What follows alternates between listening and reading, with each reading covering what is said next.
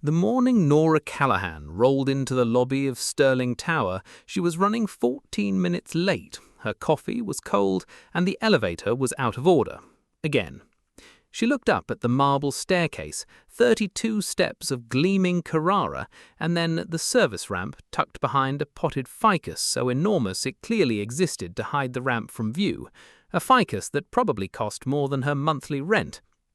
"Charming," she said to no one in particular, and wheeled herself toward the ramp with the practiced efficiency of someone who had long since stopped expecting the world to be designed with her in mind.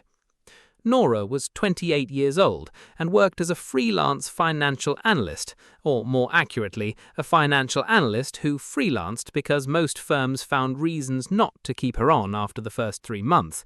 Not because her work was poor, it was exceptional, actually, but there were stairs and parking situations and culture fits that never quite fit. She had learned to invoice early and carry extra charger cables because nothing in her life was predictable except the quality of her own output. Today, she was here to deliver a presentation to Callaway Reed Capital, one of the 5 firms in the city that managed funds large enough to make her palms sweat slightly. She had spent 11 days on the analysis. It was, if she allowed herself to say so privately, brilliant. She did not see the man coming around the corner, or rather, she saw him at exactly the moment he was looking down at his phone, walking at the pace of someone who had never once in his life needed to watch where he was going, because the world had always moved out of his way. The collision was modest by any physical standard. He clipped the armrest of her chair, stumbled, dropped his phone face down with a sound that suggested a ruined screen, and grabbed the nearest stable object, which was Nora's shoulder. She didn't tip. She was very good at not tipping. "I'm so sorry," he began, and then actually looked at her, which people often failed to do. He was tall, dark hair with the first silver at the temples, which on most men looked distinguished, and on this particular man looked almost aggressively so, as if he'd arranged it deliberately. A jaw that could have been structural, eyes that were a shade of grey she would later describe, only to herself, as unfairly specific. She recognized him before he said his name, because she had spent 11 days analyzing the capital flows of every major fund in the city, and his face was on the quarterly report of 3 of them. Elliot Reed, 41, founder and CEO of Callaway Reed Capital. Net worth, last reported, somewhere between obscene and geological. "You dropped your phone," she said. He looked down at it. The screen was indeed destroyed. He looked back up at her with the expression of a man who had never had to worry about a phone screen in his life, but was aware that this was a socially relevant information. "Right." He picked it up. Then, "Are you all right?" "You barely touched me." She kept her voice pleasant. "I'm Nora Callahan. I'm here to present to your fund team." Something shifted in his face. Not exactly surprise, but a recalibration. "The independent analyst." He paused. "Your report landed on my desk this morning. I read the first 40 pages before my 8 o'clock. There are 63 pages." "I know." He glanced toward the service ramp, then back at her, as she watched him do the small social arithmetic she had seen 1,000 times. Do I mention it? Do I not mention it? Is this the right thing to... "The elevator's out," he said. "I'll have it fixed by noon. Come up the service corridor. It's faster anyway." He said it with the casual certainty of someone who had decided the situation and simply expected the world to arrange itself accordingly. She considered him for a moment. Then she nodded and followed him. Later, she would mark this as the first moment. Not when she found him handsome. She had found more dangerous things harmless before. But when she noticed that he had not looked at her chair the way people usually did, with either elaborate indifference or excessive concern. He had looked at it the way you looked at any fact about a person. Briefly, cleanly, and then moved on to what mattered. She wasn't sure if that made him better than most or simply better at concealing what most people couldn't. The presentation room was glass-walled and 20 stories up. The city spread below like a financial diagram someone had rendered in light. She set up her laptop. He sat directly across from her, which the rest of the team, 4 men in identical expensive watches, did not. They arranged themselves to the sides, the way people arrange themselves around the person who actually makes the decisions. She noticed this and filed it away. He noticed her noticing it, and the corner of his mouth moved. Not quite a smile, an acknowledgement. She presented for 45 minutes. She didn't rush, she didn't over-explain. When one of the watchmen interrupted with a question that was technically a challenge, she answered it with 4 words and a data set he clearly hadn't read. Elliot Reed said nothing for the entire presentation. He watched her with the focused attention of someone who made billions by knowing which things were worth watching. When she finished and the room was quiet, he said, "Where did you find the discrepancy in the Meridian portfolio?" "Page 47, the footnote." He looked at her for a long moment. "No one has caught that in 3 years." "Someone should have," she said. He smiled then, fully, not the corner of mouth version. It was, she noted with some irritation, exactly as devastating as she had suspected it might be. "Miss Callahan, can I offer you a full-time contract?" "No," she said. He blinked. She suspected it had been some time since anyone had said no to him in a conference room.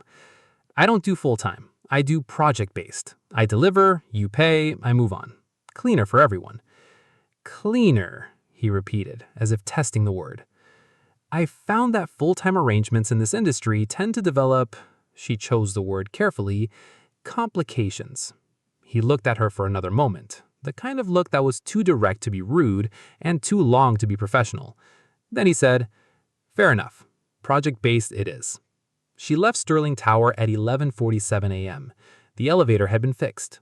She didn't think about him on the subway home. She thought about him for exactly the length of time it took to acknowledge he was interesting, and then she filed the thought away under irrelevant and opened her laptop.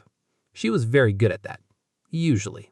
The project-based arrangement lasted 6 days before Elliot Reed found a reason to call her directly.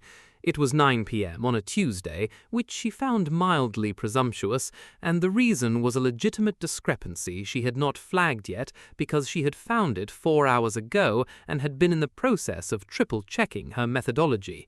He had found the same thing independently, which she found more interesting than she wanted to. "How did you get to the same conclusion?" she asked. "I followed the footnote on page 47, he said. "Your footnote. It suggested something was off in the Q3 reconciliation, so I pulled the source files." "You pulled source files at 9 p.m.? I was already in the office." She absorbed this. "You live in the office?" "Only on weekdays," he said, and she realized with some surprise that he was making a joke. It was a dry, understated joke, the kind that required knowing how to deliver it with no inflection whatsoever. She laughed before she had decided to. He called the next Tuesday at 9 p.m., and the one after that. She stopped being surprised by the calls. She started pouring herself a second cup of tea before 8:45. The fourth Tuesday, he said, "I have a situation with the Hargreaves account. I'd like to go over it in person. Are you available Thursday?" "Thursday works. I'll have the files ready." A pause. "My assistant mentioned the accessible entrance on Calloway Street is better than the Sterling Tower lobby. The ramp isn't behind a ficus." She was quiet for a moment. "She's right. It's better." "I know," he said. "I had someone fix the lobby one, too." She did not say anything about this, but she thought about it for longer than was probably wise. Thursday turned into 4 hours and lunch delivered to the conference room and a conversation about whether the structural inefficiencies in mid-cap fund management were a systemic failure or a cultural one. He thought systemic, she thought both, and told him so with enough specificity that he sat back in his chair with the expression of someone who had just revised an opinion they had held for 15 years. "You're different in person than in your reports," he said. "My reports are more diplomatic. I prefer this." She looked at him. He was looking at her with that same directness she had noticed in the first meeting. Not aggressive, just utterly without the social deflection most people deployed automatically. It was, she had decided, either the most attractive thing about him or the most dangerous, possibly both, which is typically how these things worked. "Can I ask you something personal?" he said. "You can ask. I reserve the right to redirect. How long have you been using a wheelchair?" She appreciated that he asked straight, without building to it. 7 years. Car accident. T6 incomplete, which means I have some function below the injury but not full. I can stand briefly, transfer without help, and feel more than people usually assume. She watched his face. He was listening, not performing listening, actually doing it. Most people either never ask or ask wrong. What does asking wrong look like? What happened to you with the face that means they want the story to be a tragedy, or you're so inspiring when I've done something ordinary, or my personal favorite, not asking at all and then later saying something that reveals they've been making assumptions all along. He nodded. What's asking right? Straight, like you just did. She paused. Why did you want to know? Because I've been trying to understand your situation accurately. I don't like operating on assumptions. It was the most honest thing anyone in a professional context had said to her in years. She didn't quite know what to do with it, so she moved on to the next data point. The Hargreaves account, page 3 of the reconciliation. There's something wrong with the source timing. He looked at her for one more second, that 1 second look she had started cataloguing privately, the one that meant he was registering something he wasn't going to say yet, and then he turned to the file. When she left at 6, his assistant, a brisk woman named Margaret, who clearly ran the actual firm, pressed a business card in her hand at the elevator. His personal number. He'll pretend he gave it to you for work reasons. She smiled serenely and walked back to her desk. Nora looked at the card on the subway home. She had already had his number. She had simply been filing it under professional contact. She moved it to a different folder. She didn't name the folder, but she moved it. The project wrapped up 3 weeks later. She sent the final report on a Friday evening. He replied at 11:47 p.m., which meant he had read the whole thing immediately with exceptional work. The Q3 finding alone justifies the fee 3 times over. I'd like to discuss next steps. She typed back, there are no next steps. The project is complete. 3 minutes passed. I meant for dinner, Saturday, if you're available. She stared at her phone. Her tea had gone cold. Outside, the city made its nighttime sounds. She thought about what she had told herself she was filing under irrelevant. She typed, send me the restaurant. I'll check the accessibility. He wrote back 4 minutes later with not one restaurant, but a list of 3, each with a link to their accessibility information and his personal note on which one had the best table placement relative to ambient noise levels. She picked the second one. She told herself it was because the menu looked better. She thought it was probably because he had clearly done this before she even said yes, which meant he had been fairly certain she would say yes, which she found irritating, and, quietly, in the folder she hadn't named, something else entirely. The restaurant was called Eris.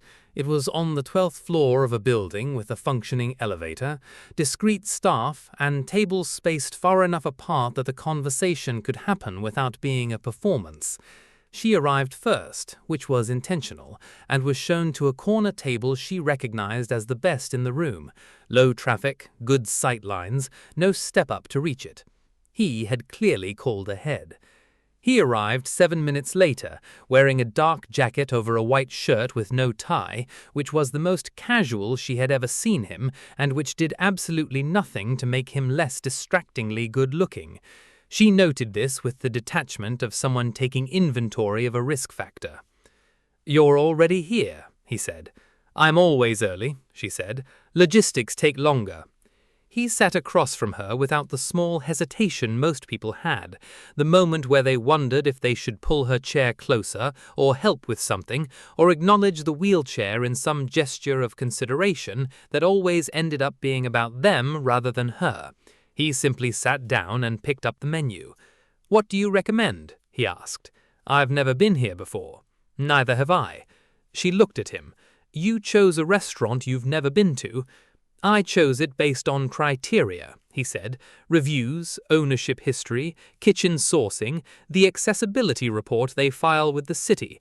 I find new data more interesting than familiar patterns." "You looked up their city accessibility report."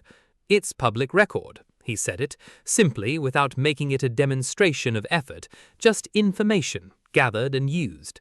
She looked at the menu. She was smiling, and she was not entirely sure when that had started.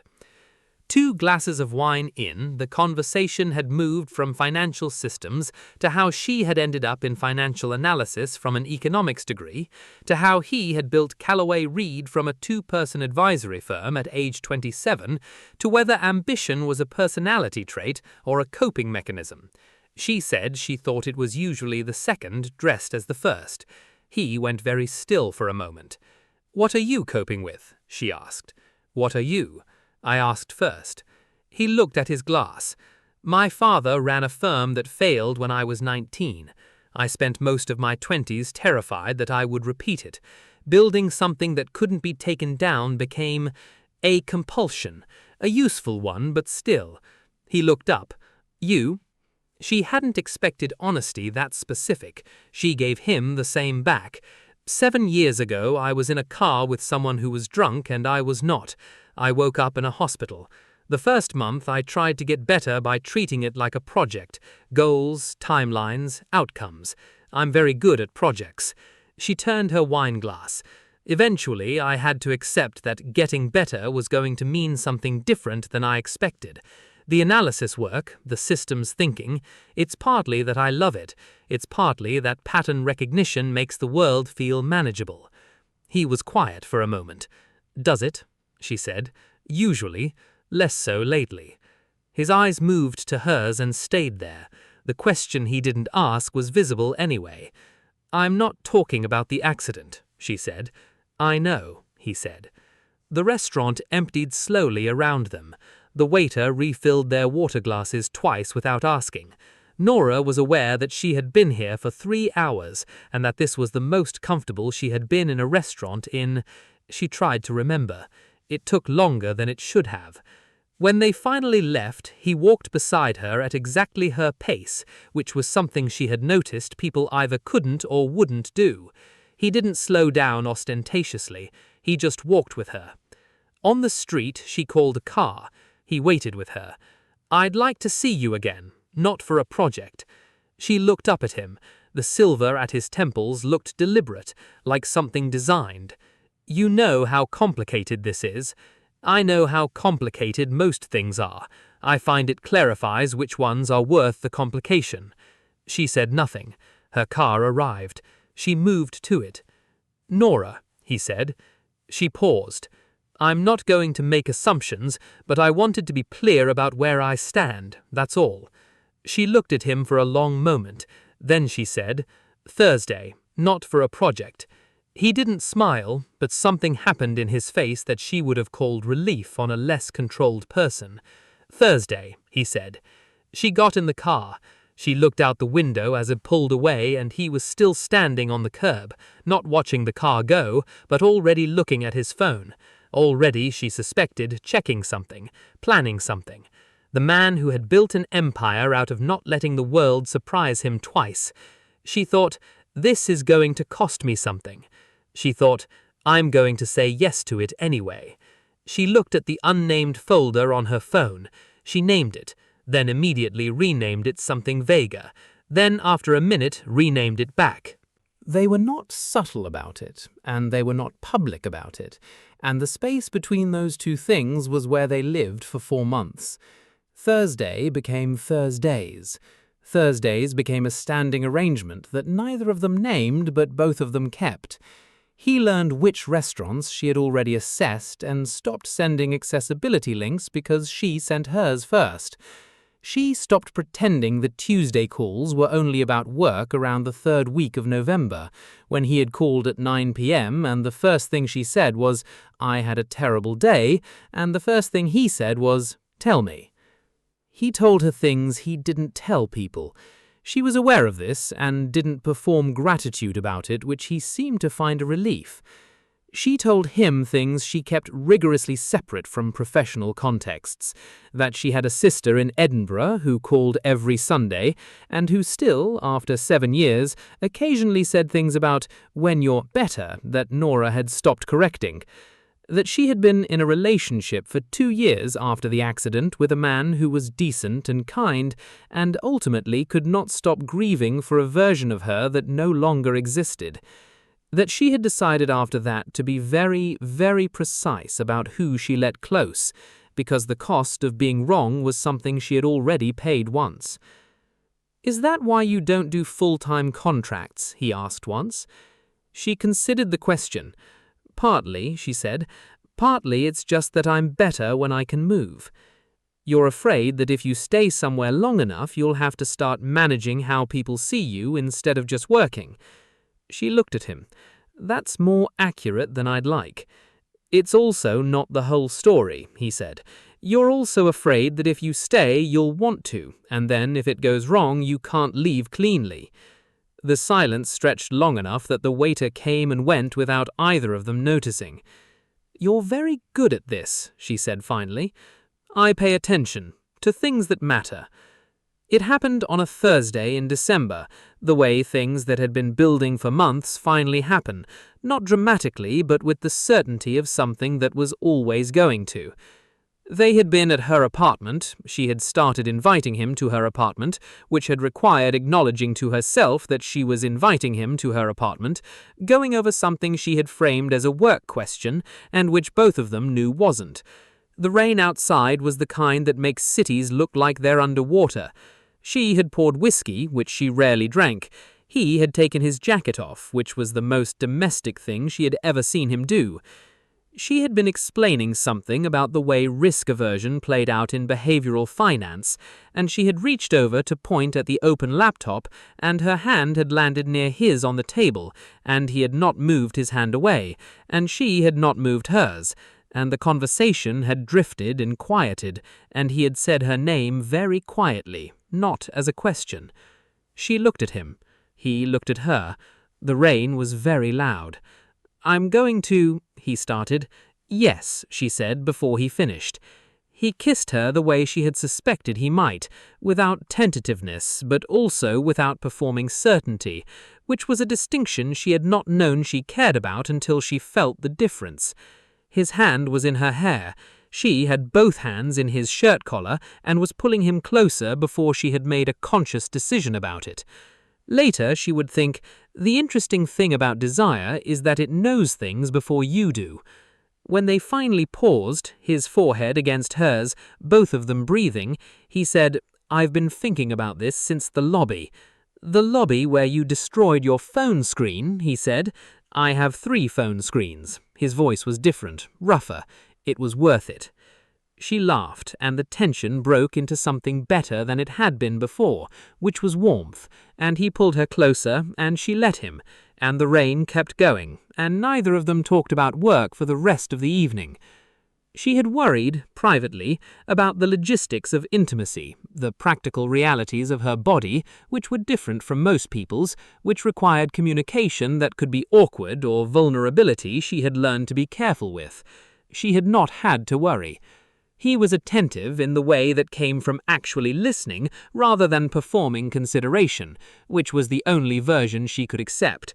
When she told him what worked and didn't, he incorporated it without comment and without making it a speech, and she found this, more than anything, more than the jawline or the grey eyes, or the fact that he had memorized her tea order without being asked, to be the thing that meant something. She was in trouble. She knew she was in trouble. She filed it in the named folder and went to work in the morning and the morning after that, and did not, for the first time in 7 years, feel like she was managing her life so much as living it. January brought a new project, unrelated to Elliot, from a different fund, which she took deliberately to maintain the professional separation she had promised herself. February brought his birthday, which she marked by finding a first edition of a book on game theory he had mentioned once in passing, and which took her 3 weeks to locate. He held it for a long moment when she gave it to him. "You remembered that," he said. "I remember things. I know. That's one of the things He stopped. "Say it," he said. He looked at her the way he had that first Thursday in the restaurant, when she had said "less so lately," and he had understood without asking. "That's one of the things I love about you," he said, evenly, like a fact. She was quiet for a moment. "That's the first time you've said that." "I know. You're very calm about it. I've known for a while. I was waiting for the right moment." This is the right moment. You were about to tell me it was too early. I wanted to say it before you did." She stared at him. Then she said, "I love you too, which I was absolutely going to tell you in my own time, and you've now completely outmaneuvered me." "I know," he said, and he was already smiling.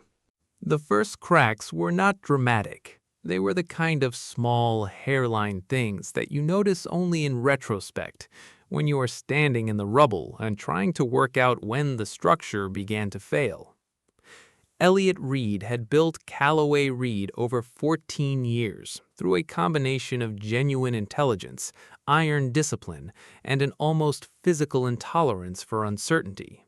His management style was decisive to the point where the people around him sometimes stopped bringing complications because they had learned that he preferred solutions.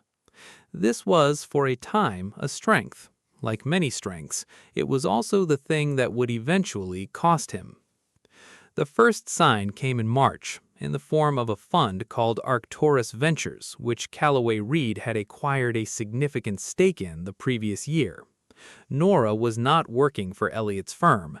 She had been careful about that.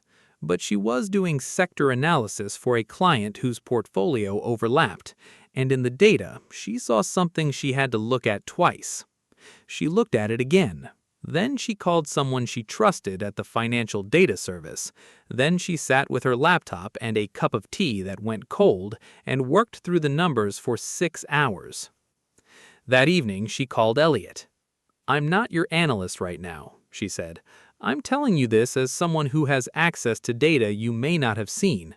Arcturus has a reporting discrepancy that goes back 18 months. The Q3 numbers your team was working from are downstream from a source that's been," she chose the word carefully, "optimistic." A pause. What kind of discrepancy? "The kind that changes your exposure significantly." She paused. "Elliot, who ran due diligence on this acquisition?" He was quiet for a moment too long. "My deputy, Marcus. I reviewed his summary." "Did you review the source files?" Another pause. "Marcus has been with me for 11 years. "I know. That's not what I asked." She heard him breathe. "Send me what you have." She sent it. He called her back at 2 a.m., which meant he had been up reading, which meant he understood it. "How bad?" he asked. "Depends on whether there are other positions with similar sourcing issues," she said. "Do you want me to look?" "Yes." It took her 4 days. She found 3 more. She told him on a Thursday, the Thursdays that they were, sitting across from him in his kitchen, which she had started to know well enough to notice when the flowers on the counter were new. He read through her summary in silence. She watched his face, which was the face of a man running calculations too fast to show them. "Marcus knew," he said finally. It wasn't a question. "I don't know what Marcus knew," she said carefully. "I know the data. Someone signed off on the sourcing." "It was Marcus." His voice was very even, too even. "You don't know that yet." "I know Marcus." He set the papers down. "He's been cutting corners, probably for 2 years, and I missed it because I trusted the summary instead of going back to source." He was quiet. "You saw it. From the outside, with no access to our internal files, in 6 hours, you saw something I missed for 18 months. "You were close to it," she said. "Proximity is always a liability." He taught him that. He looked at her. His expression was the most unguarded she had ever seen it.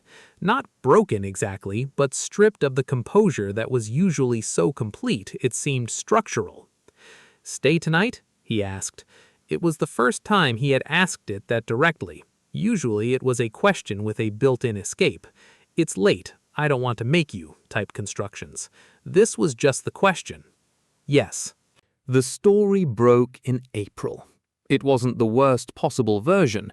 Nora's intervention had given him enough time to restructure 2 of the 4 decisions and to prepare a disclosure strategy that made the firm look like it was taking responsibility rather than hiding something. But it was bad. The Financial Chronicle ran it on a Wednesday morning with enough source detail to suggest a leak from inside the firm, which turned out, eventually, to be Marcus himself, who had apparently decided that getting out ahead of the investigation was his best option. The headline was measured, the market response was not.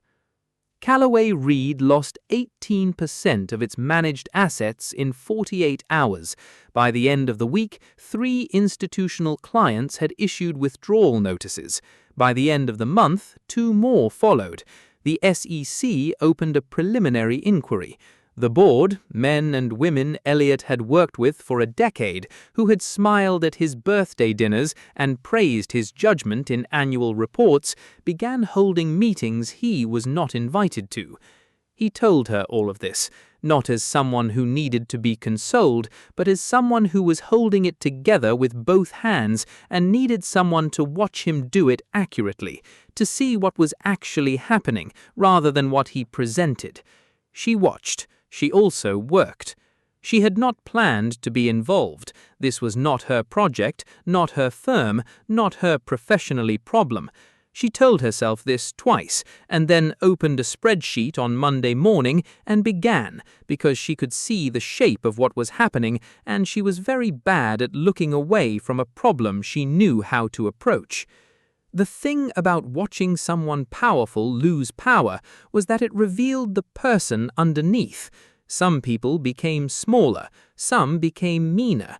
Elliot Reed became clearer, the composure stripped of its social performance, leaving something simpler and harder and more genuine. He called her on a Tuesday in May at 9 p.m., which was still the time he called her. "The board is recommending I step back from day-to-day operations," he said. "Temporarily, they say. I think they mean permanently." "Is that what you think?" "I think," he said carefully, "that I spent 14 years building something and trusted the wrong person, and it's going to take the whole structure down." She was quiet. "I'm not asking you to fix it. I'm not asking anything." "I know. That's not why I'm going to." "Nora, you're not the client. You're not even the project. You're the person You're you, and I can see the shape of what happened, and I know how to document it in a way that tells a different story than the one Marcus is trying to tell." She paused. "You didn't know. That matters." "I should have known." "Yes," she said, "but there's a difference between negligent and complicit, and right now the narrative is running toward complicit, which is wrong." He was quiet for a long time. She could hear the city through his open window. He always had the window open, even in winter. "Why would you do this?" "Because the data supports you, and because I'm angry that the data is being misread. Those are my professional reasons." "And the others?" "Because you walked at my pace," she said quietly. "Because you looked up the accessibility report before I'd even said yes to dinner. Because you listened when I talked about things that weren't easy to say." A pause. "Because you're worth fighting for, which I'm telling you once because I don't do speeches." He said her name in a voice she had not heard from him before. It sounded like it cost him something. "Go get some sleep," she said. "I'll have something for you by Thursday." She had something for him by Wednesday. It was a 94-page document tracing the decision chain at Callaway Reed from the Arcturus acquisition through every related position, with clear sourcing that showed exactly where Marcus's fabrication entered the record, and exactly where Elliot's review was based on the fabricated version. It was, as forensic financial documents go, meticulous. She sent it to him, and then she sent it to 2 people she trusted, one at the SEC, one at the Chronicle, under embargo until Elliot's legal team had reviewed it. "This is your professional reputation going out on the line for me," he said, when he had read it. "It's my professional reputation going on the line for accurate information," she said. "Don't make it about you." "Nora." "You can thank me later," she said. "Right now you need to get your lawyers on the phone." The SEC inquiry concluded in September. The formal finding was that Elliot Reed had been the victim of deliberate misrepresentation by a trusted deputy, and that his firm's due diligence processes, while insufficient, did not rise to the level of willful negligence. Marcus Holt entered a plea agreement and cooperated in full. Two of the institutional clients who had withdrawn quietly opened discussions about returning. The firm did not survive intact. The bankruptcy filing came in July, which was cleaner than the alternative, a prolonged dissolution that would have been worse for the remaining clients. Elliot had enough personal assets to settle the priority obligations without litigation. He came out of it without the firm, without the title, without the office on the 20th floor, and without the career identity he had built since he was 27 years old. He came out of it with his name. Not clean, names were never fully clean after something like this, but legible. The document Nora had produced had done what she had said it would, told a different story than Marcus was trying to tell, and told it with better sources. The financial press, which had initially run the narrative of a reckless CEO, began running a different one. A founder outmaneuvered by a trusted colleague who had responded with transparency when the alternative would have been easier. It was not a redemption story exactly. Elliot hated redemption stories, as Nora had learned, because they required presenting yourself as having fallen and recovered, which required a certain performance of humility he found dishonest. It was more accurate, he said, to say he had learned something expensive about the cost of delegating trust without verification. That's still a redemption arc, she told him. It's a data update, he said. She laughed. He was getting better at making her laugh without trying to. In October, he came to her apartment on a Thursday, and he didn't look like the person who had walked into the lobby of Sterling Tower. He looked like someone who had been through something significant and had emerged with more clarity and less armor, which was both better and harder. He brought wine, and she'd made dinner, which was a new thing. They had mostly done restaurants for practical reasons, but she had recently become interested in the particular logistics of cooking in a chair, and had found, as she found with most things, that the main adjustment was arrangement rather than limitation. "You cooked," he said. "I had time," she said. "The Hartwell project finished early." He helped set the table, which he had learned to do correctly, the height she needed, the arrangement that worked, and they ate and talked about things that were not the previous 6 months, which was its own kind of relief. After dinner, he was quiet for a long time. She let him be quiet. She had learned that his silence was not absence, it was thinking, and interrupting it was counterproductive. "I've been offered a position," he said finally. "Consulting, advisory. A consortium that focuses on institutional risk management." He looked at his wine. "It's smaller. It's quieter. It's interesting. I'm trying to decide if it's interesting or if it's retreat." She considered this seriously, which he had come to value about her. She didn't perform consideration, she actually had it. "What's the difference," she said, "between strategic retreat and recognizing that the terrain has changed?" He was quiet. "You built Callaway Reed to prove you weren't your father. You've proved it, not the way you intended, but," she tilted her head, "the proof actually holds, because you responded differently than he did. He ran, you documented." "You documented." "I documented," she said. "You gave me the material to document from, and you're the one who decided transparency was better than the alternative, even when it was going to hurt." He looked at her across the table. The kitchen light was warm. Outside, the city was its usual complicated self. "Will you look at the offer with me?" he said. "Send me the structure. I'll tell you what I actually think." "I know you will," he said. "It's one of my favorite things about you." "One of," she said. "One of," he confirmed, and the smile was the full one, the one that was still, unreasonably, she maintained, as devastating as the first time. Later, she would think that the most surprising thing about loving someone was not the large moments, but the small, continuous ones. The way he had learned not to ask if she needed help, but to wait and see if she did. the way she had learned that his stillness was not coldness, the way they had both, gradually, carefully, with the particular caution of people who had been burned by carelessness, stopped managing the relationship and started being in it. She said that night, "I'm not going anywhere." He had looked at her very directly, in the way she had catalogued since the beginning. "I know," he said. "I know you could. The fact that you're not, it matters." "Don't make it a bigger speech than it is," she said. "It's a data point," he said.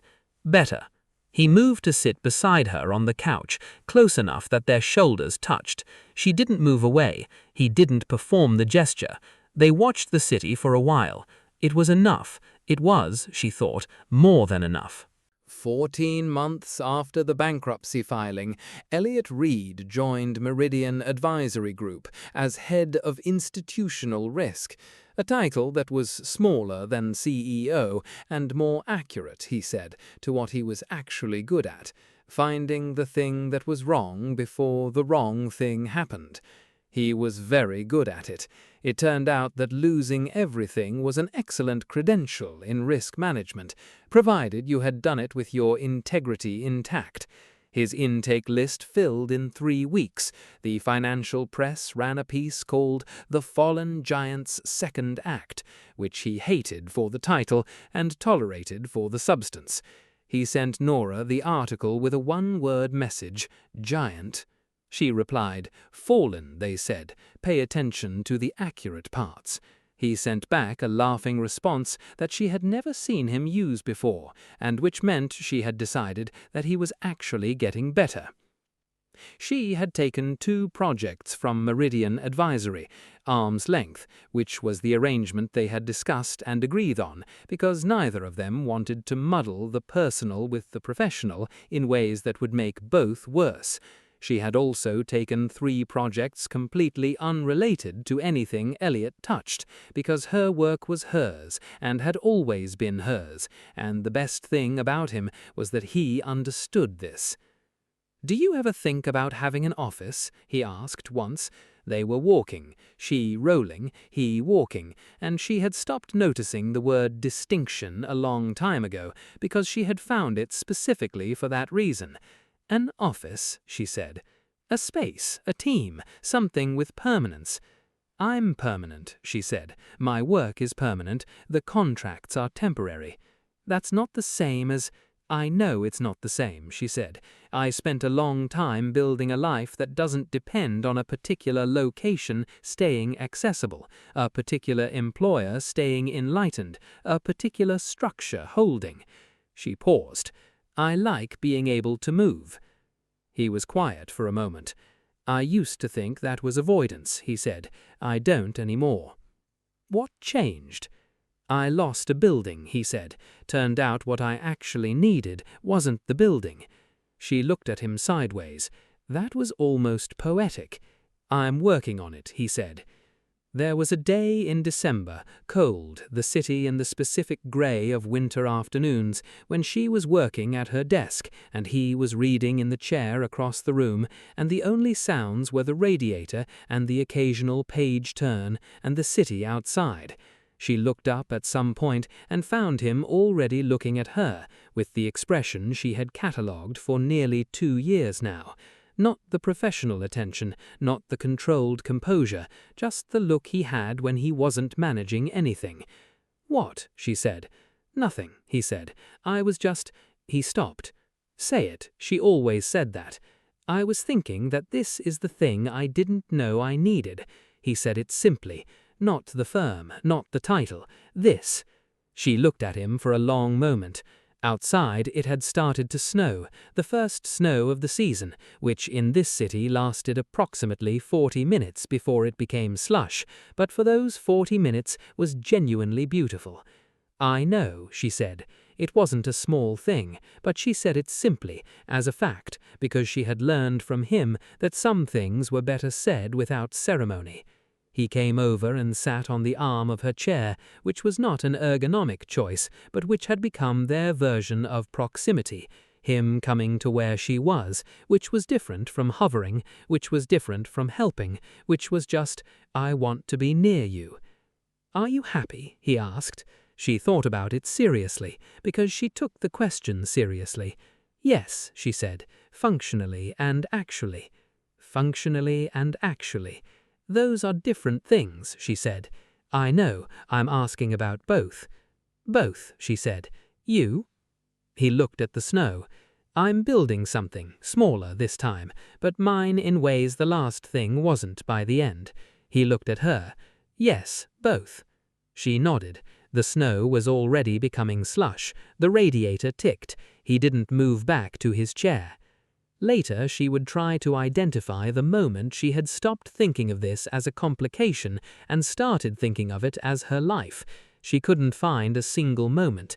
It had happened the way the best things happen, incrementally, in the space between one Thursday and the next, in the accumulation of ordinary specific details: his coffee left on her counter, her reports on his reading list, the particular quality of attention they paid each other. Until one day, the weight of the ordinary details was simply, "This is what I have."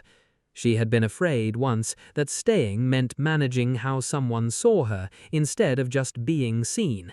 She had been wrong about what staying meant, or she had been right and Elliot Reed was simply the exception, the person who looked at her, not at what he expected her to be, and found what was actually there sufficient, more than sufficient.